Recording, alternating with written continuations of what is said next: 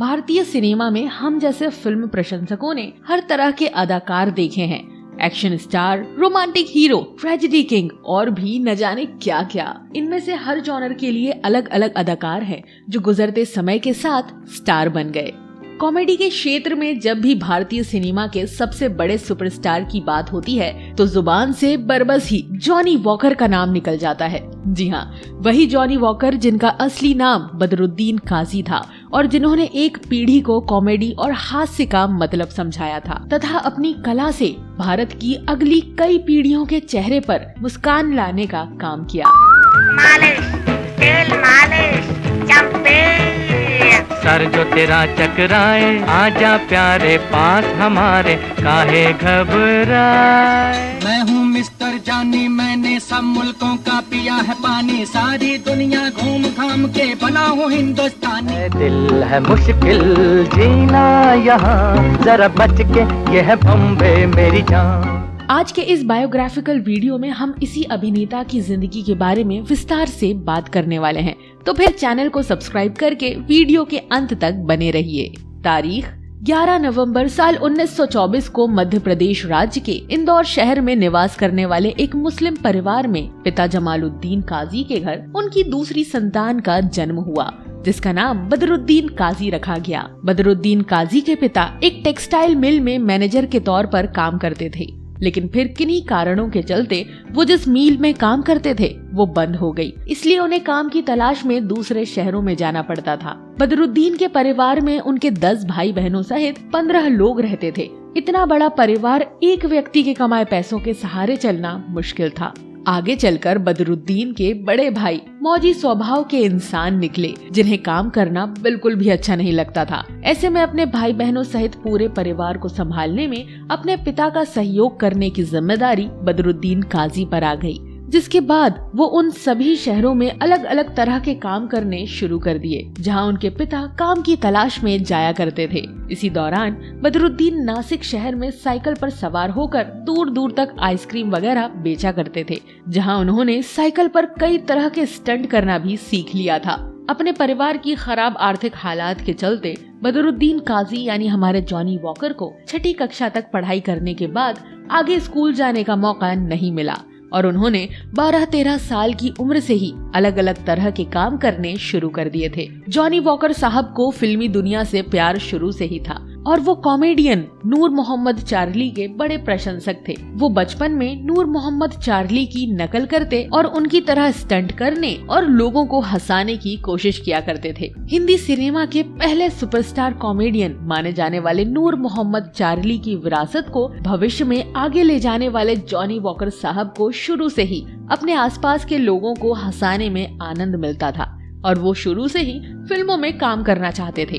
Johnny walker के पिता नासिक के बाद बम्बई के माहिम इलाके में आकर रहने लगे थे, जहां समय समय पर मेलों का आयोजन होता रहता था और वहां भी जॉनी वॉकर साहब लोगों का अलग अलग तरह से मनोरंजन करते, कभी मिमिक्री से तो कभी स्टंट दिखाकर। कहा जाता है कि वॉकर साहब ने साइकिल पर अलग अलग तरह के स्टंट भी इसलिए सीखे थे ताकि कभी अगर उन्हें किसी फिल्म में काम मिल गया और डायरेक्टर ने स्टंट करने को कह दिया तो वो साइकिल पर करतब दिखा सकते हैं। जॉनी वॉकर साहब में काम करने की तीव्र इच्छा को देखते हुए उनके पिता ने एक दिन अपने एक जान पहचान के पुलिस इंस्पेक्टर से कहा कि आप अगर मदद करेंगे तो मेरा बेटा कोई व्यवस्थित टिकाऊ काम करना चाहता है। इंस्पेक्टर साहब ने उनकी बात मान ली और वॉकर साहब को बम्बई की बेस्ट बस सेवा में कंडक्टर की पोस्ट पर काम दिलवा दिया। इस तरह जॉनी वॉकर को एक ढंग का काम मिल गया, जहां उनकी तनख्वाह 26 रुपए हुआ करती थी। जॉनी वॉकर यहाँ भी अपने आसपास के लोगों का भरपूर मनोरंजन किया करते थे। उनके टिकट काटने का और सवारियों को उनके बस स्टॉप पर उतारने का अंदाज सबसे अलग था। अब जॉनी वॉकर एक बस कंडक्टर के तौर पर काम कर रहे थे, लेकिन साथ में फिल्मों में काम करने के लिए भरपूर कोशिश भी जारी थी। जॉनी वॉकर इस दौरान कई बार अलग अलग फिल्म स्टूडियोज जाते थे, जहां उनकी मुलाकात बड़े बड़े अभिनेताओं से भी हो जाती थी, जो अपने काम के बीच में मनोरंजन के लिए जॉनी वॉकर की कॉमेडी का लुत्फ उठाया करते थे और बदले में उन्हें 5-6 रुपए दे दिया करते थे। कभी कभी जॉनी वॉकर साहब को फिल्मों में किसी भीड़ भाड़ वाले सीन में भी जगह मिल जाती थी। उन्होंने इस तरह लगभग 10 से 20 फिल्मों में काम किया था, जिसमें से एक फिल्म साल 1949 में आई आखिरी पैमाना थी। इस फिल्म में काम करने के लिए उन्हें 80 रुपए दिए गए थे। अपनी इन फिल्मों को देखने जॉनी वॉकर अपने दोस्तों के साथ सिनेमा घरों में जाते थे, जहां फिल्म शुरू होने से पहले वो अपने दोस्तों को कह देते थे कि पलक मत झपकाना, क्योंकि वो कुछ ही सेकंड के लिए फिल्म में नजर आने वाले हैं। बिना किसी डायरेक्शन, स्क्रिप्ट या किसी तरह की मदद लिए अपने खुद के संवादों से लोगों को हंसाने की कमाल की कला के धनी जॉनी वॉकर साहब ने जो कुछ भी सीखा अपने अनुभव से और दूसरे लोगों को देखकर सीखा, और ये बातें उनके करियर में एक दोस्त की तरह उनके साथ रहने वाली थी। प्रसिद्ध अभिनेता बलराज साहनी एक बार उस बस में मौजूद थे जिसमें जॉनी वॉकर कंडक्टर का काम कर रहे थे। बलराज साहनी ने वॉकर साहब की बातों और उनके करतबों पर जब लोगों को हंसते हुए देखा तो वो वॉकर साहब के टैलेंट को पहचान गए, और बलराज साहनी ने उन्हें भरोसा दिलाया कि वो कुछ ऐसा जरूर करेंगे जिससे उन्हें अपने काम की सही कीमत मिल सके। उस दिन साहनी साहब ने कहा था कि वो उन्हें एक दिन किसी फिल्म में अच्छा रोल जरूर दिलाएंगे। इस बात को कई दिन बीत गए, और जब भी साहनी साहब वॉकर साहब की बस में मौजूद होते, वॉकर उनसे उनके वादे के बारे में पूछते, जिसके जवाब में साहनी साहब कहते कि उन्हें अपना वादा याद है और उसे जरूर पूरा करेंगे। समय बीतता गया और एक दिन साहनी साहब जॉनी वॉकर के पास गए और उनसे कहा कि मैं एक फिल्म की कहानी और संवाद लिख रहा हूँ, जिस पर एक नया डायरेक्टर और प्रोड्यूसर फिल्म बना रहे हैं। इस फिल्म में तुम्हें काम मिल सकता है, लेकिन इसके लिए तुम्हें उस डायरेक्टर को मनाना होगा। जॉनी वॉकर को हर हाल में फिल्मों में काम करना था, और इसके लिए साहनी साहब को उस फिल्म जिसका नाम बाजी था में काम पाने के लिए उन्होंने गुरुदत्त को मनाने का एक तरीका निकाला, जिसमें साहनी साहब भी उनके साथ थे। एक दिन जब गुरुदत्त और देवानंद फिल्म के किसी सीन पर चर्चा कर रहे थे, तभी जॉनी वॉकर ऑफिस में आए और एक शराबी की तरह इधर उधर टहलते हुए जोर जोर से बातें करने लगे। ऑफिस में हंगामा सुनकर चेतन आनंद, देवानंद और गुरुदत्त भी जॉनी वॉकर के पास पहुंच गए और उन्हें देखने लगे। कुछ देर बाद चेतन आनंद ने जॉनी वॉकर को जैसे ही बाहर निकालने के लिए कहा, साहनी साहब के इशारे पर वो तुरंत ही नॉर्मल अवस्था में आ गए। ऑफिस में जब किसी को भी कुछ समझ में नहीं आया, तब साहनी साहब ने सबको पूरी बात बताई और कहा कि इनका नाम बदरुद्दीन है और ये फिल्मों में काम करना चाहते हैं। गुरुदत्त साहब बदरुद्दीन उर्फ जॉनी वॉकर से काफी प्रभावित हुए और उन्होंने अपनी फिल्म बाजी में एक छोटा सा शराबी आदमी का किरदार जॉनी वॉकर को दे दिया। जॉनी वॉकर फिल्म बाजी में सिर्फ एक सीन में ही नजर आते हैं, जहां वो जेल में बैठे देव साहब को एक जरूरी पत्र देते दिखते हैं। ये सीन फिल्म का टर्निंग पॉइंट था, इसलिए बहुत कम समय के लिए नजर आने के बावजूद भी जॉनी वॉकर फिल्म देखने वाले लोगों को याद रह गए और लोगों ने उन्हें पहचानना शुरू कर दिया। इस फिल्म में बदरुद्दीन से जब ये पूछा गया कि तुम्हारा नाम इस फिल्म में क्या बदरुद्दीन काजी ही रखना है, तो इसके जवाब में बदरुद्दीन काजी ने कहा कि ये नाम पढ़कर तो लोगों को लगेगा कि मैं शादी विवाह कराने का काम करता हूँ, ये नाम नहीं कुछ और रखते हैं। इसके बाद गुरुदत्त, जो बदरुद्दीन की शराबी की एक्टिंग के पहले दिन से ही कायल हो गए थे, उन्होंने अपने फेवरेट विस्की ब्रांड के नाम पर बदरुद्दीन का नाम जॉनी वॉकर रख दिया। बहरहाल बाजी फिल्म के बाद जॉनी वॉकर का फिल्मी कारवां चल निकला और अगले ही साल 1952 में उन्होंने जाल, आंधियां और बाज जैसी कुछ अन्य फिल्मों में नजर आए। अब जॉनी वॉकर साहब को लगातार अलग अलग तरह के किरदार मिल रहे थे, लेकिन उन्हें गुरुदत्त की फिल्मों में सबसे ज्यादा पसंद किया जाता। साल 1962 में आई साहेब, बीवी और गुलाम को छोड़ दें तो जॉनी वॉकर गुरुदत्त साहब की हर फिल्म में नजर आए और उन पर एक गाने का फिल्मांकन भी जैसे जरूरी सा हो गया था। लगातार एक साथ फिल्मों में काम करने से गुरुदत्त और जॉनी वॉकर साहब में एक गहरी दोस्ती का रिश्ता भी कायम हो गया था, जो आखिर तक बदस्तूर जारी रहा।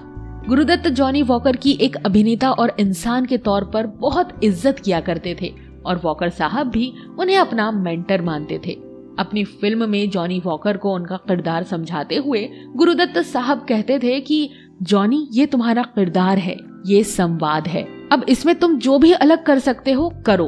पूरी छूट मिलने के बाद जॉनी वॉकर अपनी हर रिहर्सल में कुछ अलग करते और गुरुदत्त अपने आसपास के लोगों का रिएक्शन देखकर जॉनी की नई लाइनों को असिस्टेंट से लिखवा लेते थे। इस तरह सेट पर पूरी आजादी के साथ काम हुआ करता था। 1954 में जॉनी वॉकर ने फिल्म आर पार में काम किया, जिसमें पहली बार उन पर कोई गाना फिल्माया गया था और यहाँ से शुरू हुआ शानदार गानों का ये सफर आगे कई सालों तक जारी रहा। क्योंकि फिल्म देखने वाले लोग यह मांग करने लगे थे कि फिल्म में उन्हें जॉनी वॉकर के किरदार पर आधारित एक गाना चाहिए। इन मांगों के चलते फिल्म के प्रोड्यूसर और डिस्ट्रीब्यूटर्स एक गाने के लिए फिल्म में अतिरिक्त पैसा लगाने के लिए भी तैयार हो जाते थे। फिल्म आर पार में जॉनी वॉकर के अलावा अभिनेत्री शकीला की छोटी बहन नूरजहां भी काम कर रही थी और यहाँ से इन दोनों कलाकारों के बीच प्यार पनपने लगा, जो कि साल 1955 में शादी के बंधन तक पहुँच गया। जॉनी वॉकर को नूरजहां से 6 संतानें हुई, जिनमें से एक नासिर खान ने भी अपने पिता की तरह अदाकारी के क्षेत्र में ही काम करना पसंद किया और एक बेहतरीन अभिनेता बनकर उभरे। साल 1956 में जॉनी वॉकर ने अपने दोस्त गुरुदत्त के साथ फिल्म प्यासा में काम किया, जिसमें इनके मालिश वाले किरदार को आज भी खूब पसंद किया जाता है। कहा जाता है कि फिल्म प्यासा में इनका किरदार इस फिल्म के शुरू होने से पहले ही फाइनल हो गया था। दरअसल एक बार गुरुदत्त और जॉनी वॉकर कोलकाता की सड़कों पर घूम रहे थे, जहां एक मालिश वाले को देखकर गुरुदत्त ने अपने दोस्त से कहा कि जॉनी, इस आदमी को बिल्कुल ध्यान से देख लो, मैं अपनी अगली फिल्म में तुम्हें इसी तरह का कोई किरदार देने वाला हूँ। प्यासा में जॉनी वॉकर ने ये किरदार जानदार ढंग से निभाया और इस फिल्म में उन पर फिल्माया गया गीत सर जो तेरा चकराए बेहद मकबूल हुआ, जिसे साहिर लुधियानवी ने लिखा था और रफी साहब ने अपनी बेहतरीन आवाज दी थी। आगे चलकर साल 1957 का साल जॉनी वॉकर के लिए काफी स्पेशल रहा, क्योंकि इस साल वो भारतीय सिनेमा के ऐसे पहले कॉमेडियन बने जिनके नाम पर किसी फिल्म का टाइटल रखा गया था और वो खुद उस फिल्म के हीरो थे। इस फिल्म का फायदा ये हुआ कि आगे चलकर जॉनी वॉकर को कई फिल्मों में मुख्य भूमिका में देखा जाने लगा था। इस साल मधुमती नामक उनकी एक और बेहतरीन फिल्म सिनेमा घरों में रिलीज हुई थी, जिसने 6ठे फिल्म फेयर अवार्ड्स में रिकॉर्ड 9 अवार्ड्स अपने नाम किए थे, जो कि अगले 37 सालों तक अटूट रहा। इन 9 अवार्ड्स में से एक अवार्ड बेस्ट सपोर्टिंग एक्टर के लिए जॉनी वॉकर को भी दिया गया था। इसी साल जॉनी वॉकर ने B.R. चोपड़ा के साथ फिल्म नया दौर में भी काम किया था और इस फिल्म में भी उन पर एक यादगार गीत फिल्माया गया था। इसके अगले साल 1959 में 14वीं का चांद, कागज के फूल और पैगाम जैसी फिल्मों में काम करने के बाद जॉनी वॉकर भारतीय सिनेमा की मैग्नम ओपस फिल्म मुगल आजम में भी एक छोटे से किरदार में नजर आए। इन दिनों जॉनी वॉकर का करियर लगातार चल रहा था, लेकिन गुरुदत्त की असामयिक मृत्यु के बाद उनके पास अच्छे किरदारों की कमी हो गई और साथ ही उन्हें अपने खास दोस्त से अलग होने का दुख भी था। जॉनी वॉकर के बारे में एक अजीब सी बात ये भी सुनने को मिलती है कि उनकी जिंदगी में एक समय ऐसा भी आया था जब उन्होंने कभी भी मद्रास नहीं जाने का मन बना लिया था। ऐसा इसलिए क्योंकि जब वो अपनी किसी फिल्म की शूटिंग के लिए पहली बार मद्रास गए थे, तब अपने कमरे में पहुंचते ही उनके पास खबर दी गई कि उनके साले का निधन हो गया है। दूसरी बार जब वो मद्रास गए तो उनको खबर मिली कि उनकी माँ अब इस दुनिया में नहीं रही। और तीसरी बार जब वो मद्रास के किसी होटल में पहुंचे ही थे कि उन्हें बताया गया कि गुरुदत्त साहब गुजर गए हैं। इन अनुभवों से दुखी जॉनी वॉकर अगले कई सालों तक मद्रास नहीं गए। आखिरकार अपने कुछ दोस्तों के मनाने पर अपनी आखिरी फिल्म की शूटिंग के लिए वो मद्रास जाने के लिए मान गए थे। खैर, जॉनी वॉकर का करियर 70 के दशक के साथ ही ढलान की तरफ आने लगा, क्योंकि एक तो उस दौर में नए कॉमेडियन भारतीय सिनेमा में आ गए थे और दूसरा धीरे धीरे सिनेमा में कॉमेडी का स्तर भी गिरने लगा था। Johnny Walker double meaning dialogue वाली कॉमेडी नहीं करना चाहते थे और इसलिए उन्होंने कई फिल्मों को छोड़ दिया। साल 1971 में जॉनी वॉकर ने ऋषिकेश मुखर्जी के कहने पर उनकी फिल्म आनंद में अपनी छवि से अलग एक किरदार निभाया था और लोगों के चेहरे पर मुस्कान बिखेरने वाला ये कलाकार इस फिल्म में लोगों को रुला गया। सही मायनों में देखा जाए तो इस फिल्म में जॉनी वॉकर की अदाकारी का विस्तार लोगों को देखने को मिलता है। उनके बारे में ये बात भी बड़ी दिलचस्प है कि अपने करियर की बहुत सी फिल्मों में शराबी के किरदार निभाने के बावजूद भी उन्होंने कभी शराब को हाथ नहीं लगाया था। साल 1986 में आई फिल्म पहुंचे हुए लोग के जरिए जॉनी वॉकर ने फिल्म डायरेक्शन के क्षेत्र में भी कदम रखा, लेकिन इस फिल्म की असफलता के बाद उन्होंने फिल्मों में काम करना बिल्कुल बंद ही कर दिया था। जॉनी वॉकर के लिए कहा जाता है कि उनके करियर में एक समय ऐसा भी आया था जब उन्होंने गिनी चुनी फिल्मों को सिलेक्ट करना शुरू कर दिया था और इन फिल्मों की शूटिंग जॉनी वॉकर अपने परिवार के लिए रविवार के दिन नहीं करते थे। जॉनी साहब अपने आदर्शों और मूल्यों के पक्के आदमी थे। यही कारण है कि उनका नाम किसी भी तरह के विवाद में नहीं आया। साथ ही उन्होंने जिससे प्यार किया उसी से विवाह भी किया, क्योंकि अफेयर्स जैसी बातें इनके व्यक्तित्व को सूट नहीं करती थी। साल 1997 में लगभग 14 सालों के ब्रेक के बाद जॉनी वॉकर ने अपने दोस्त गुलजार और कमल हासन के कहने पर चाची 420 नाम की फिल्म में काम करने के लिए हाँ कह दिया था और इसी फिल्म की शूटिंग के लिए जॉनी वॉकर कई सालों बाद मद्रास गए थे। ये फिल्म जब रिलीज हुई तो कुछ लोग जहां अपने पसंदीदा अभिनेता को पर्दे पर देखकर खुश थे, तो वहीं कुछ लोग अचंभित भी थे। फिल्म रिलीज होने के बाद बड़ी मात्रा में जॉनी वॉकर के पास पत्र पहुंचने लगे। लोगों ने उन्हें अलग अलग ढंग से एक ही सवाल पूछा कि क्या आप जीवित हैं? जॉनी वॉकर को अपने 30 साल के बेहतरीन करियर में 300 से भी अधिक फिल्मों में काम करने के बावजूद भी सिर्फ 2 अवार्ड्स ही दिए गए हैं, जिनमें पहला अवार्ड मधुमती फिल्म के लिए बेस्ट सपोर्टिंग एक्टर और दूसरा शिकार फिल्म के लिए बेस्ट कॉमेडियन का था। यहाँ ये जानकर भी आपको बड़ा सुखद एहसास होगा कि जॉनी वॉकर ने अपनी पत्नी के नाम पर अपने घर का नाम नूर विला रखा था, जहाँ ये अपनी मेहमान नवाजी के लिए पूरी फिल्म इंडस्ट्री में फेमस थे। इनके घर कई मेहमानों का आना जाना लगा रहता था और कुछ मेहमान तो ऐसे भी होते थे जो 1-2 साल तक इनके घर पर ही रहते थे। जॉनी वॉकर के घर के पास एक बस स्टैंड भी था जिसका नाम जॉनी वॉकर बस स्टैंड था। एक बस कंडक्टर से यहाँ तक का सफर सच में बहुत ही सुंदर था। वॉकर साहब जो खुद ज्यादा नहीं पढ़ पाए थे, उन्होंने अपनी संतानों को अच्छी शिक्षा दिलवाई और आज उनकी हर संतान अपने अपने क्षेत्र में कामयाब है। भारतीय फिल्मों में अपना नाम सुनहरे अक्षरों पर लिखने वाले इस कलाकार ने अपने जीवन में हर इच्छित चीज को पाया और आखिरकार 29 जुलाई 2003 को सदा के लिए अपने चाहने वालों को अलविदा कह दिया। तो ये थी कॉमेडी किंग जॉनी वॉकर साहब पर हमारी एक विशेष प्रस्तुति। उम्मीद है कि ये वीडियो आपको बेहद ही पसंद आई होगी। अगर वीडियो पसंद आई हो तो इसे लाइक और शेयर भी कर दें तथा ऐसे ही दिलचस्प वीडियोस की नोटिफिकेशन पाने के लिए चैनल को सब्सक्राइब करके बेल आइकॉन में ऑल का बटन दबा दें। धन्यवाद।